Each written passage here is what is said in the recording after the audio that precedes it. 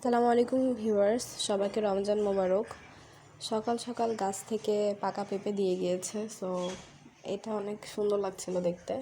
বেবিনের জন্য প্যানকেক, খেজুর, কিশমিশ আর চকলেট সার্ভ করলাম। ও খেয়ে দেখেন রোদ তাপাচ্ছিল রুমের মধ্যে, আবার সাথে এক্সারসাইজও করছে। She is so health conscious, আলহামদুলিল্লাহ। তারপরে ওকে আমি একটু ফল খেতে দিলাম। আমার কেন জানি না এই আঙ্গুরটা লবণ দিয়ে ধুলে ভালো লাগে, সো লবণ দিয়ে ধুয়ে আমি ওর সামনে দিলাম। ও নিজে হাতে খেতে যাচ্ছিল, বাট বিচি বের করে ওকে আমি খাইয়েই দিচ্ছিলাম। তারপর অলিভ অয়েল দিয়ে ওকে ফুল বডি মলিশ করে গোসল করিয়ে দিলাম। দেন ওর জন্য পুডিং বানাচ্ছিলাম, হার ফেভারিট এটা পুডিং।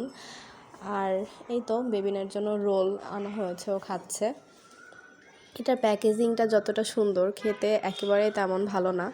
দেখে অনেক ভালো লেগেছিলো, তাই আনা হয়েছে। দেখেন, এটা টান দিলে রোলটা বের হয়ে আসবে, এরকম একটা system. Thanks for watching viewers. আল্লাহ হাফেজ।